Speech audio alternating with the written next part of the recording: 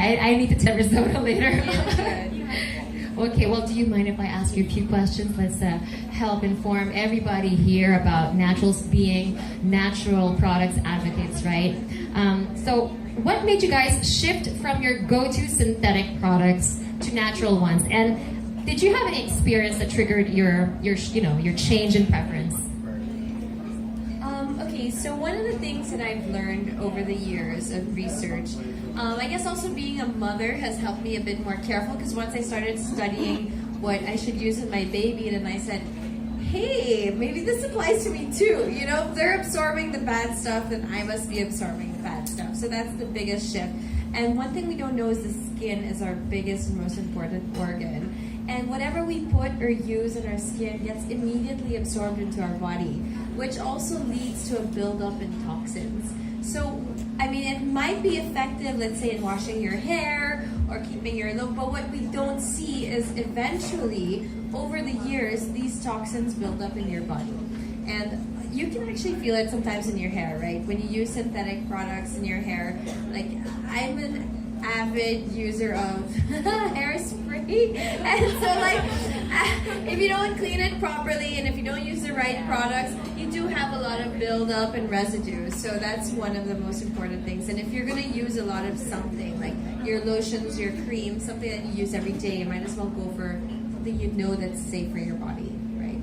Very well said. What about you, Patricia? So pretty much Stephanie said almost everything, but it's because I have very sensitive skin. So before, when I would try lotions, like my skin would get too dry, or I would start breaking out in rashes. So when I started using natural products, that's when my skin started getting smoother. My rashes would go away, and it would be almost instant that I would feel that my skin would just feel so much better after making the switch. It's like an immediate effect, when you use these products. But what do you love about what are your favorite natural products? What do you love about them? And what have you actually experienced, like the positive results that you got from those products? Maybe because I like to cook, I always get drawn to olive oil, anything, even before. And someone like Yara De Lorenzo, she actually drinks olive oil, but so people would put it in her Drinks face. olive oil? Yeah, and They're serious. No, and then one of them is let's say for your stomach, if you're pregnant. Stretch marks. One of the things they tell you is you can put olive oil or shea butter, right?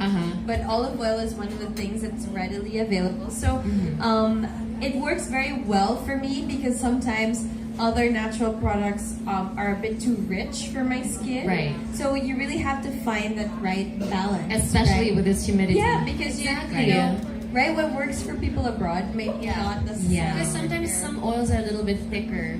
So when you use it here, it'll be warmer on your skin or for yourself. So it's nice when it's a lighter kind of oil that you can put on your skin so you can go on your whole That absorbs day. easily. Yes. And you know what? Aloe vera.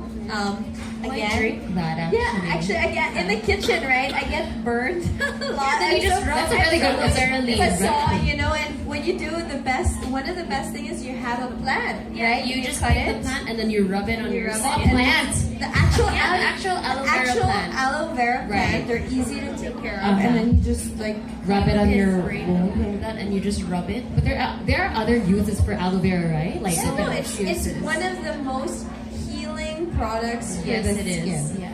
Right. Really, aloe vera is one of the best natural products you could use for any kind really of skin allergies, irritations. It's really one of I the should best. take note of that. Aloe vera, and what was the other one you said about? And olive. Yeah. But guys, there are so many fake olive oil in the market now. Yeah. So we really have to make sure that we get the purest, most authentic olive oil out there. You know what I like about olive? You have to think of history, right? Right.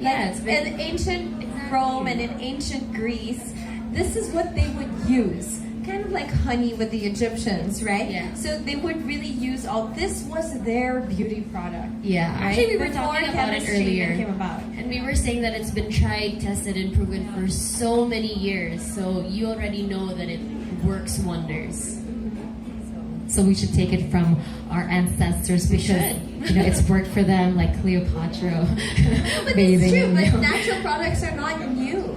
They're not. They're not new, right? They've been present for the longest And of there's time. a reason why they're long staying. That's correct. That's a very good point you said there. So, are you going to say that olive is actually your favorite natural ingredient? Well, I like experimenting. I also feel like your skin changes as you grow older, so it's always nice to try new products, and your skin gets used to the same product all the time. So, I've learned in the past year, I don't use the same thing twice in a row. So I switch it up. Yeah, it helps. Do you have a favorite natural ingredient? You like your go-to product? Olive is my favorite too, but I like argan oil as Me well. too. Like what I do is when I get a massage, that's the best way I think for Oh, me that's to get it expensive. all over. No, because there are times like you can get affordable ones. So that's what I do, and I make it my massage oil, and it Massage feels so nice and it smells so good. It does smell good, you know. So yeah, my skin always feels so much nicer after using it. So olive, argan. Yeah, I love argan oil as well. I think, you know, it's a basically an all-around type of, they call it the liquid gold because you Yes. can use it, your it's hair so too. precious, right? You can use it on Without your hair. buildup. Without Without buildup. any. And it's light as well. It's fast absorbing. It has so many benefits, right? You can use it on your face. You can use it on your eyelashes to grow your eyelashes. You can whiten. It can even out your skin tone. It can do everything, I think. So it's like you only need one bottle of that. And it can totally replace your toner, your moisturizer, your lotion. Yeah. Awesome.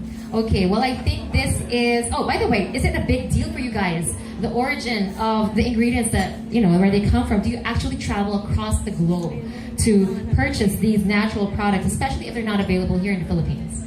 Well, there are times where, like, there was one time I was lucky enough, I was in Italy and I was able to buy really, really nice olive oil there. And that's like olive oil that you could use on your skin and on your hair. I remember I was asking so many questions that I think the guy selling it to me was like, "Can you just buy a bottle?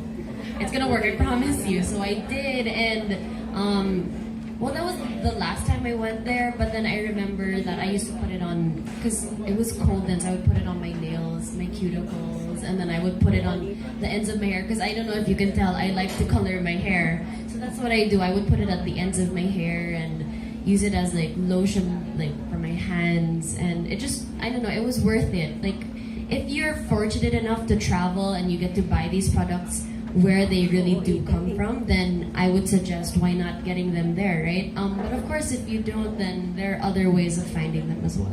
My problem with olive oil was I never like to come out smelling like a pizza. Right? It's like this was always my problem. It's like, is Like, this where's the basil? Where's I the smell tomato? like pesto. I don't know.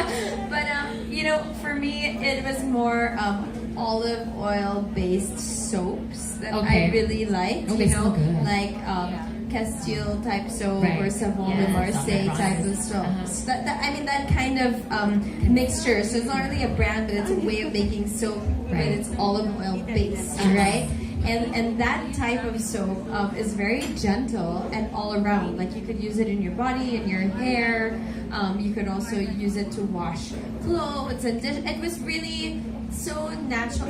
It's a cleanser. And for right? babies as well, to save. Yeah, exactly. And that I would really bring home like gallons from France when I went. Gallons. I mean, like I would Would stick you like it to in donate my. some to me? I would It's a stick lot. like you could buy these big like. I wonder how much your excess in the luggage. Door to there. Okay. Hopefully, I thought it was barrels.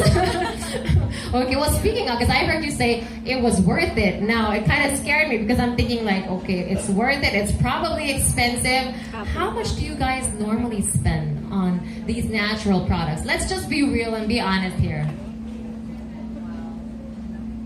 Because for me, even if it's not expensive, as long as it works for me, then I'll I go agree. back to buying I that agree. product. It doesn't have to be the most expensive thing on the market. You could go, you could buy soap for like a couple $100 pesos, and as long as it really does wonders on my skin, then I'll keep going back to that product because I know that it works for me. Look, I mean, with skincare and beauty, you could spend in the most expensive and latest creams, right? But I mean, I've been gifted with some of these and they don't work. Sometimes I break out, Yeah, but sometimes because they don't it's work. not good for my. You're not young. right? Like it's all with beauty and skincare, it's all about being young. So it's really great. My best tip is to get testers, or if you can get small you tubes try and it out. see, and you try it out, and you see what works for you. And Very then, good tip. yeah, once it works for you, and then you just make him as the sales lady. Sige na.